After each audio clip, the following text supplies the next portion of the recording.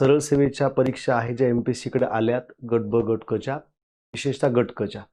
त्याच्यामध्ये प्रश्नपत्रिकेमध्ये काय संभाव्यता दिसते हे आपण लक्षात घेतलं पाहिजे.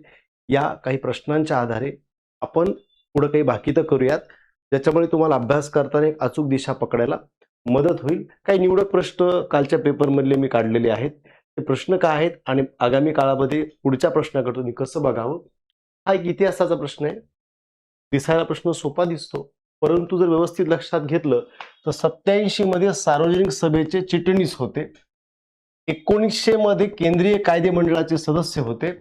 1895 साली भारतीय राष्ट्रसभेच्या काँग्रेसचे सरचिटणीसपदी निवड झाली आहे. इन सिंपल टर्म्स इसवी सनाची ॲक्युरसी अपेक्षित आहे तुमच्याकडून. जी अगोदरच्या पेपरमध्ये हा ट्रेंड नव्हता जो ह्या वर्षी अपेक्षित केला गेला. इसवी सनाची ॲक्युरसी इतिहासामध्ये. इसवी सनाला धरून आणखी एक महत्त्वाचा प्रश्न, तुम्ही जर पेपर पाहिला तर तुम्हाला आश्चर्य वाटेल, 9 प्रश्न इसवी सनावर आहेत. म्हणजे अर्थव्यवस्थेमध्ये सुद्धा आहेत, पॉलिटीमध्ये सुद्धा आहेत आणि आपल्या हिस्ट्रीमध्ये सुद्धा आहेत. इव्हन चालू घडामोडीला धरून जे प्रश्न विचारलेत, इव्हन भूगोलामध्ये कृषीचा भाग आहे त्याच्यामध्ये सुद्धा प्रश्न इसवी सनावर विचारले गेले आहेत. हा महत्त्वाचा मुद्दा आपण लक्षात घेतला पाहिजे. हा पहिला ट्रेंड लक्षात घेतला पाहिजे. दुसरा ट्रेंड आपण लक्षात घेतला पाहिजे. थोडक्यात आपली कंबाईन प्रीमेन्सची ऑनलाईनची बॅच सुरू झाली आहे. लक्षात असू द्या. त्यासाठी हे ॲप डाउनलोड करा. गरज पडली तर संपर्क आवर्जून करावा. दुसरा महत्त्वाचा सेम हाही असाच प्रश्न आहे. इथं सुद्धा इसवी सनाची ॲक्युरसी अपेक्षित आहे. आता मी बोलल्याप्रमाणे 9 प्रश्न इसवी सनाचे आहेत. हा प्रश्न इसवी सनावर विचारल्या जाणाऱ्या प्रश्नांची संख्या वाढते आहे. ॲक्युरसी पाहिजे. हा भूगोलमध्ये कृषी अंतर्गत असणारा प्रश्न आहे. म्हणजे कोकण कृषी विद्यापीठानं ज्या आंब्याच्या जाती विकसित केल्या त्या जातीची वर्षही विचारली आहेत त्यांनी. जुना प्रश्न आहे. जुने वर्ष आहेत. म्हणजे इसवी सन विचारलं जाण्याचा ट्रेंड वाढलाय. हा एक मुद्दा आपण पुन्हा पुन्हा रिपीट करतोय मी. बरं, त्यानंतर जनगणनेवर प्रश्न विचारताना मित्रांनो इथपर्यंत ठीक आहे. हा समजा कॉमन एरिया आहे, कॉमन प्रश्न आहे. त्याच्यानंतर हा थोडासा नॉन कन्व्हेन्शनली मुस्लिम लोकसंख्येची टक्केवारी विचारली आहे महाराष्ट्राची. हा इथपर्यंत ठीक आहे, परंतु कृषी घनतेवर कधीही विचारलेलं नाहीये, फोकस नाहीये. हा नवीन एरिया इंट्रोड्यूस केला लोकसंख्यामध्ये. अगोदर लोकसंख्येवर प्रश्न कसे आहेत? सर्वाधिक साक्षरता, विशिष्ट राज्याची साक्षरता, साक्षरतेचे राज्याचे उतरते क्रम 3 ते 5. आणि आणखी एक महत्त्वाचा मुद्दा लक्षात घ्या मित्रांनो, जो मला महत्त्वाचा बदल वाटला. 11च्या जनगणनेनुसार 0 ते 6 वयोगटातील जो चाइल्ड सेक्स रेशो आहे, मी मागचे पेपर तुम्ही जर ऑब्झर्व केले तर 3 ते 5 राज्यापर्यंत विचारले गेले जनरली. पण इथं त्यांना आता 10 राज्य अपेक्षित आहेत. म्हणजे साक्षरता तुम्हाला काढायची असेल, घनता अभ्यास करायचा असेल, क्षेत्रफळ अभ्यासायचं असेल लोकसंख्येमध्ये, तर तुम्हाला 10 राज्यापर्यंत अभ्यास करावा लागेल. आतापर्यंत 5 राज्याचा अभ्यास आपण जनरली करायचो. हा एक महत्त्वाचा बदल आहे लोकसंख्या शास्त्राचा अभ्यास करत असताना. त्यानंतर एक इकॉनॉमिक्सचा नवा एरिया इंट्रोड्यूस केला. हा जनरली राज्यसेवा मेन्स किंवा राज्यसेवा प्रिलिम मध्ये एक्सेप्शनल काही वेळेस, आणि विशेष म्हणजे STIचा PSIचा जो सिलेबस आहे मेन्सचा, हा मेन्सचा प्रश्न आहे. हा मेजॉरिटी तिकडे विचारला जाणारा एरिया म्हणजे मल्टीनॅशनल कंपनीचा प्रश्न. हा प्रश्न प्रिलिमला विचारला गेलाय. म्हणजे मेन्सचे प्रश्न प्रीला विचारण्याचा ट्रेंड, मेन्सच्या प्रश्नांची जी डिफिकल्टी लेवल असते ती प्रीला इंट्रोड्यूस झाली आहे. हे मी तुम्हाला यामुळे सांगतोय. आगामी काळाच्या ज्या मेन्सच्या प्रश्नपत्रिका, त्याचबरोबर सरळ सेवेतून गट क MPSC कडे आलेल्या प्रश्नपत्रिकांचं स्वरूप सुद्धा असं असण्याची मोठी शक्यता आहे. याची वारंवार जाणीव ठेवावी. अभ्यास करताना हे जर लक्षात घेतलं तर आणखी काही निवडक मार्क वाढायला नक्कीच मदत होईल. असाच आणखी एक प्रश्न बघा, इकॉनॉमिक्समध्ये कंबाईनच्या प्रीच्या लेवलला ह्युमन डेव्हलपमेंट इंडेक्सवर तुम्हाला जादा प्रश्न सापडतील. त्याच्यातही टॉपचा देश, त्याचा HDIचा नंबर किती, भारताचा रँक किती, या किंवा HDI कॅल्क्युलेट करत असताना मानव विकास निर्देशांक कॅल्क्युलेट करत असताना कोणते कोणते निकष वापरले जातात. आता जनरली तुम्हाला जो जेंडर परायटी इंडेक्स आहे म्हणजे लैंगिक समता निर्देशांक, ह्याच्यावर प्रश्नाची संख्या मुळात कमी, हा नवा एरिया इंट्रोड्यूस झालाय. म्हणजे इकॉनॉमिक्स मध्ये सुद्धा हा नवीन एरिया इंट्रोड्यूस करणे आणि त्याच्यावर फॅक्च्युअल न विचारता कम्प्लिटली कॉन्सेप्च्युअल प्रश्न आहे.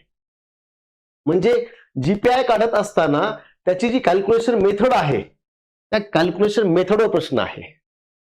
हा मी याला दर्जा देईल युपीएससी प्रीच्या प्रश्नाचा दर्जा.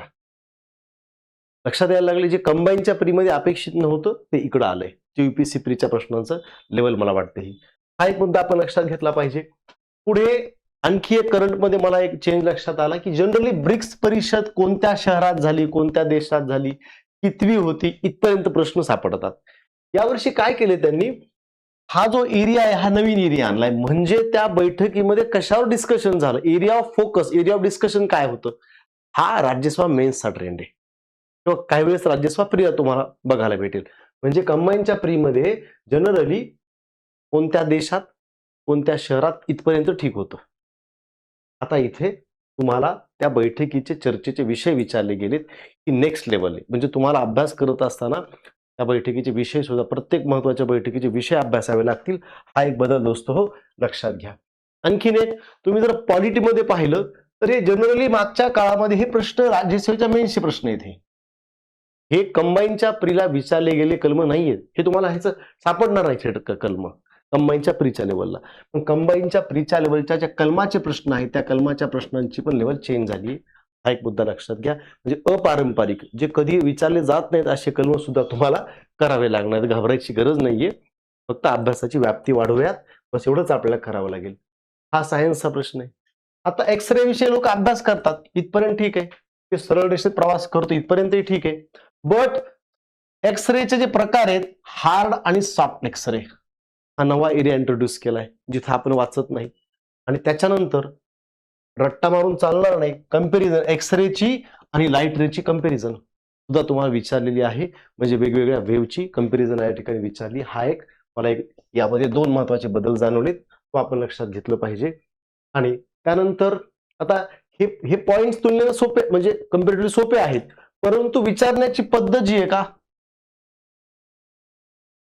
ए बरोबर, ए बी बरोबर किंवा 1 बरोबर 1 2 बरोबर असं जर केलं असतं तर ते थोडासा वेळ कमी लागतो.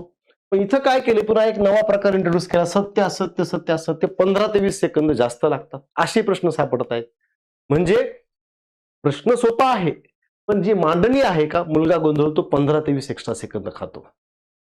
हा एक महत्वाचा बदल मला इंट्रोड्यूस करून द्या वाटतं. त्याच्यानंतर जनरली ब्रेन आणि ब्रेनच्या पार्टवर प्रश्न सापडतात कंबाईनच्या प्रीच्या लेवलला. या ठिकाणी ब्रेनचा जो म्हणजे सेरेब्रो स्पायनल फ्लुइड आहे ना, त्याच्यावर प्रश्न विचारलाय, त्याच्या प्रॉपर्टीवर प्रश्न विचारलाय. हे तुम्हाला जनरली 11वीचं जे एनसीईआरटीचं पुस्तक आहे किंवा 12वीचं स्टेट बोर्डाचं पुस्तक आहे ज्याच्यामध्ये न्यूरोसायन्सचा अभ्यास आहे, त्याच्यातला हा प्रश्न आहे. म्हणजे याची पण डेप्थ वाढवलेली आहे बायोलॉजीच्या प्रश्नांच्या बाबतीत. हा एक मुद्दा लक्षात घ्या. अगोदर ब्रेनचे पार्ट त्याच्यावर विचारलं जायचं, हा प्रश्न मात्र सेरेब्रोस्पायनल फ्लुइडवर विचारला गेलाय. आता हा बुद्धिमत्तेचा प्रश्न आहे. बऱ्याच विद्यार्थ्यांची कंप्लेंट होती की सर बुद्धिमत्तेचे आणि गणिताचे प्रश्न आम्हाला वेळेत सुटलेच नाही. ठीक आहे, बघा हा पूर्ण प्रश्न वाचला ना, तर जिथं तुम्हाला 20 प्रश्न आणि 20 मिनिटं हे इक्वेशन असतं, ते पोरांना जमलंच नाही. त्याचं कारण हे असे प्रश्न विचारले गेलेत ज्याच्यामध्ये तुम्हाला इथून इथपर्यंत वाचेपर्यंत बऱ्यापैकी 2 ते 2.5 मिनिटं तो प्रश्न सोडायला सहज लागतायत. मग इथं उपाय काय, तुमच्या सराव पेपरमध्ये, तुमच्या वैयक्तिक सरावामध्ये लेंदी क्वेश्चनचा सराव करण्याचा सराव झाला पाहिजे. रिझल्ट येतो, घाबरायचं नाही. बघा मित्रांनो, हे अवघड गेलेले पेपर एकाला अवघड गेला नाहीये. बऱ्यापैकी महाराष्ट्रात सगळ्याच विद्यार्थ्यांची परिस्थिती अशी आहे की फार कमी मुलं आहेत की 65-66च्या वर स्कोर ऐकायला भेटतो. म्हणजे पेपर अवघड आहे, थोडा कट ऑफ थोडा कमी राहण्याची संभाव्यता आहे. पेपर अवघड आहे ह्याला घाबरत बसायचं नाहीये. बदललेल्या ट्रेंडनुसार स्वतःमध्ये जितकी शक्य क्षमता आहे तितके बदल करायचे. असं म्हटलं जातं, जो काळानुसार बदलतो तोच ह्या जगात टिकतो, बाकीचे लोक बाद होतात. HMT घड्याळ इतकं भारी होतं, काळानुसार बदललं नाही, बाद झालं. नोकिया इतका चांगला मोबाईल होता, काळानुसार बदलला नाही, नोकिया बंद पडला. काळानुसार बदलावं लागतं. प्रश्नपत्रिकेचं स्वरूप बदललेलं आहे. आता अभ्यास करत असताना राज्यसभा प्रीच्या प्रश्नांचा अभ्यास करा, राज्यसभा मेनच्या प्रश्नाचा अभ्यास करा, त्या टॉपिकवर नवे एरिया इंट्रोड्यूस करून अभ्यास करा. काही वेळेस युपीएससी प्रीच्या प्रश्नांचा अभ्यास करायला हरकत नाही, असं मला वाटतं. मला खात्री आहे या छोट्याशा व्हिडिओचा तुम्हाला फायदा होईल. पुन्हा पुढच्या व्हिडिओमध्ये नव्या टॉपिकसह आपण भेटूयात. तब तक के लिए ऑल दी बेस्ट.